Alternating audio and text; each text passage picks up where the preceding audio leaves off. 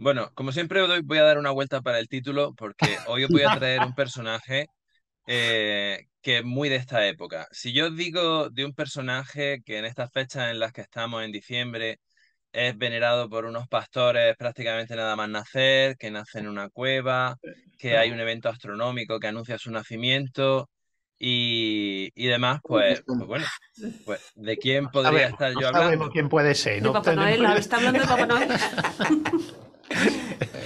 Bueno, pues como no podía ser de otra forma, de quien os voy a hablar, a ver si consigo compartir pantalla, es de Mitra.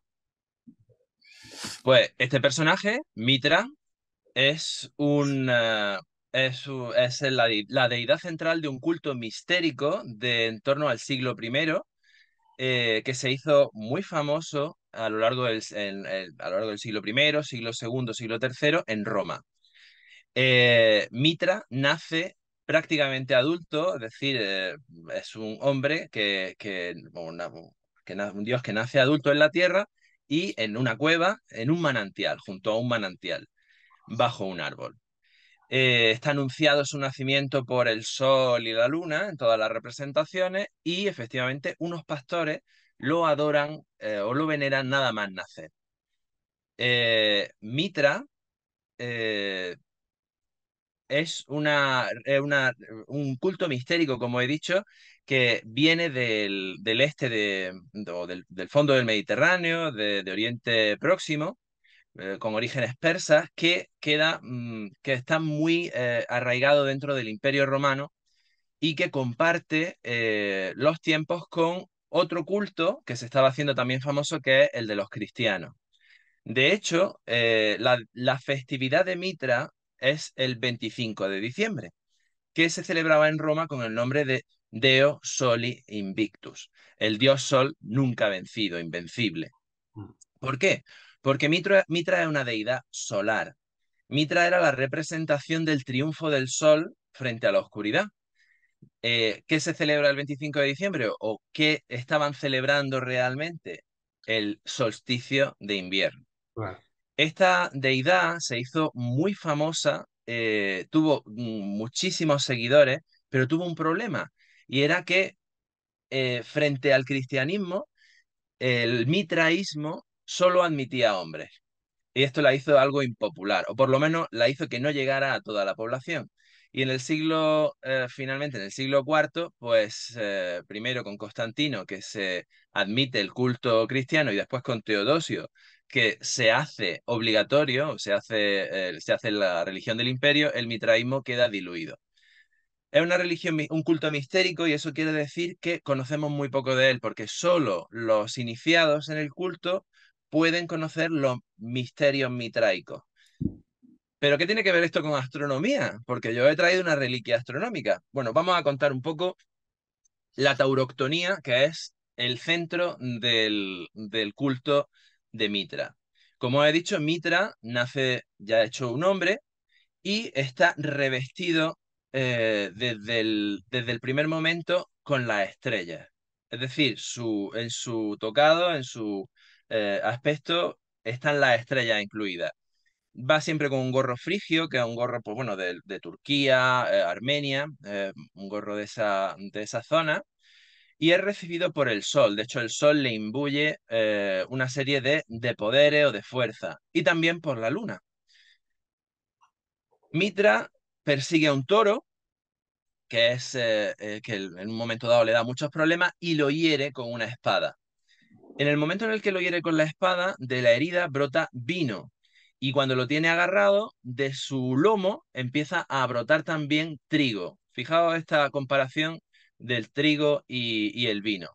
Nada más brotar en la sangre en forma de vino del toro, aparece un perro, el origen de muchos animales en este culto mitraico, que vienen a alimentarse de la sangre del toro. Y también viene una serpiente. Y esta es una de las cosas más curiosas del mito, es que un escorpión aparece y pinza los testículos del toro. No sé por qué. Los que estén iniciados en Se, religión. se podía ir a otro lado, ¿no? Buscar justamente donde más duele. También en este relato de la toroctonía, del asesinato de la carnicería del toro, llega un cuervo y hay por algún sitio, porque tenemos muy poca referencia, una copa y también un león. Pues eso son muchas Y en todas las constelaciones. representaciones, en muchas de ellas, aparecen dos personajes. Uno es Cautes y, perdón, se me ha ido el nombre, Cautes y Cautópates. Son dos personajes que tienen uno una antorcha hacia arriba y otro una antorcha hacia abajo. Bueno, pues Mitra tiene muchísimas representaciones y una de ellas muy famosa aquí en Andalucía, que es el Mitra de cabra. Podéis ver todas las imágenes que os he contado, el perro lamiendo la herida, la serpiente que ha llegado también, el oportuno escorpión y bueno, el gladio o la espada hiriendo al toro, ¿no? Cuando él ya lo ha detenido. Este Mitra, el Mitra de cabra, fue encontrado en la villa romana de Cabra. Como he dicho, Mitra tiene su centro, su día importante en el solsticio de invierno. Y yo quería hacer otro descubrimiento aquí, pero no ha podido ser.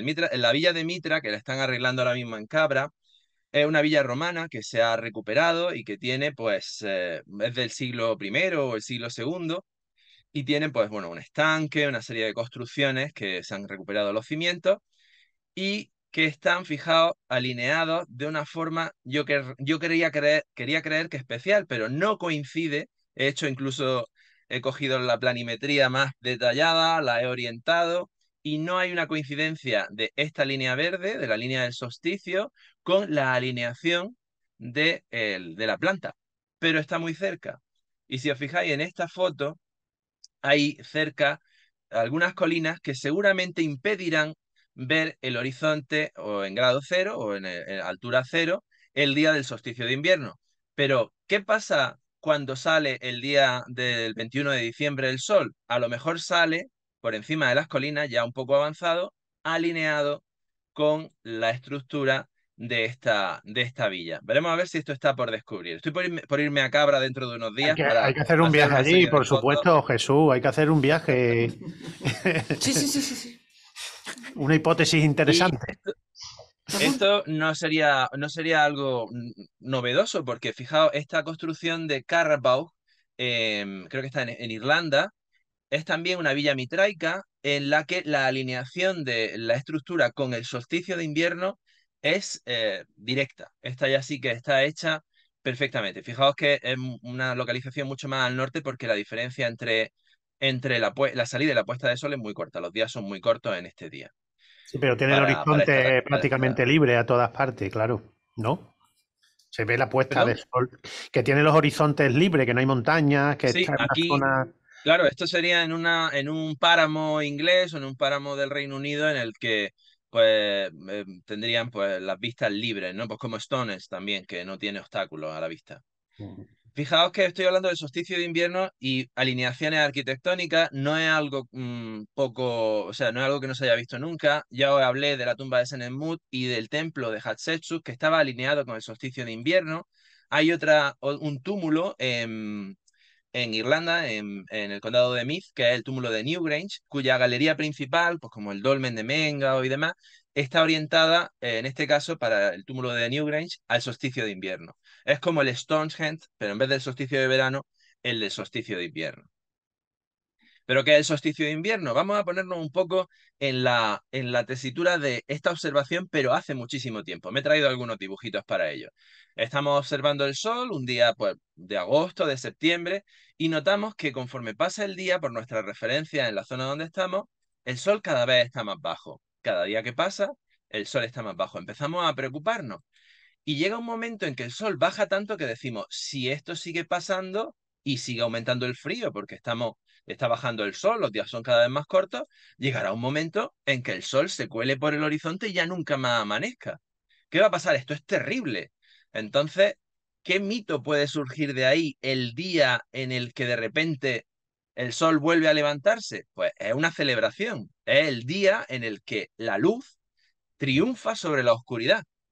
Y por eso desde antiquísimo, desde hace muchísimos años, desde hace milenios, esta observación del cielo astronómica se ha venido celebrando como parte de muchísimas mitologías. Una de ellas, la de Mitra, pero bueno, no es la primera, está casi cercana a nosotros.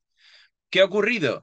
En la festividad de Mitra y otras del Imperio Romano, como las luces saturnales, eran tan famosas, les gustaba tanto a la gente las luces saturnales, era la festividad en la que amos y sirvientes se cambiaban los papeles durante un día.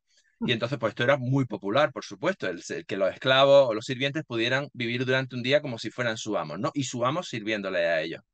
Y la festividad de Mitra, que era pues muy cercana en los días, eran festividades muy, muy importantes que la primera iglesia cristiana no conseguía erradicar de la gente. Y entonces, ¿qué hizo? Mover su festividad principal, que era la Natividad, el nacimiento de Jesús, al 25 de diciembre. Algo que no era lógico, porque si era un niño que había nacido bueno, en el éxodo hacia, bueno, en el éxodo no, en el movimiento de sus padres para registrarse en el censo de Augusto, cerca del siglo I, pues tendría que haber sido en un momento en el que se pudiera viajar bien y en el que hubiera pastores en el campo, según la liturgia, y esto seguramente sería en primavera. Bueno, pues hay muchísimas representaciones de Mitra. Aquí veis a Caute y a Cautópates con su antorcha y toda la parafernalia. Todavía no termino, esta me encanta, esta está en el Museo Británico, esta es una escultura preciosa. Esta es de San Isidoro de León. Hay un mitra que está en una especie de bajo relieve, aparecen todos los elementos del misterio. Y, y esta es del Circo Máximo, un mitreos. Los cristianos tenían la iglesia o las catacumbas y los mitraicos tenían un mitreos, que era pues, una especie de cueva, recordando el mito de Mitra, donde se celebraban sus misas pues, del culto correspondiente. Aquí veis el mitreos. Hay muchísimas representaciones. Vamos a poner todos los elementos juntos. Tenemos a Mitra con su antorcha cuando nace, que es el portador de la luz. Tenemos a su enemigo, que era el toro, que cazaba para herirlo y que vinieran los animales. Esos animales eran pues un perro, una serpiente, un cuervo. Había una copa en medio del misterio. Había un león también. Y había dos personajes muy parecidos, pero con ciertas diferencias, ¿no? Bueno, pues lo que hemos estado viendo es todo el rato, bueno, y decíamos que había también un animal con pinza, el escorpión, pero bueno, es posible que fuera un cangrejo o era un escorpión por otra razón. Ahora lo vemos. Pues esta escena es el cielo de invierno. Es el cielo del momento en el que mejor se ve Orión. Mitra es Orión, el toro es Tauro, Cautes Pau, son nombres rarísimos. Cautes y Cautópates son Géminis, León es el león, la serpiente es Hidra, el cuervo es Corvus, la copa no es una copa, es una cratera, que es la copa en la que se mezclaba el vino, una copa ancha y baja, en la que se mezclaba el vino con agua y se rebajaba de los 12 grados del vino normal romano a los 4,5 grados que podía tener una cerveza al rebajarlo. De hecho, podía variar según lo que quisiera el anfitrión de rebajar más o menos el vino. Los invitados siempre decían, no lo rebajes, que el vino esté fresco, pero estaba mal visto en Roma. Sí, pero Estaba mal visto en Roma beber vino sin mezclar. Y al final, pues tenía la graduación de una cerveza. Sirio, el perro que acompaña o que es de los primeros que acude a esto. Y el escorpión podría ser Cáncer que encaja también en esta escena? Seguramente no, porque el escorpión tiene que ver con unas religiones mucho más antiguas, con Gilgamesh y el culto de Gilgamesh y demás, y en ella aparecen escorpiones en el otro lado del mundo. Y ya sabéis la mitología que hay entre Orión y Escorpión. Zeus lo elevó a los cielos, pero en el lado opuesto del cielo en el que no se pelearan estas dos figuras, puesto que el escorpión había matado a Orión. De manera que cuando se pone Orión, surge el escorpión. Y el escorpión efectivamente está situado, esa constelación, en el otro lado del cielo. De modo que, fijaos, cuando en el momento contrario del año, cuando no vemos Orión y está en Géminis, ¿dónde está el Sol en el solsticio de verano? Justo en las manos de Orión, portando esa antorcha que es el Sol, que se va a apagar, que se va a apagar en invierno. Y él ya lleva en sus manos, en la constelación, lleva el sol que resurgirá, que será invicto en el solsticio de invierno, cuando vuelva a elevarse sobre el horizonte. Y este es el cuento de no Navidad que os he querido traer y que es el culto de Mitra, el mito de Mitra.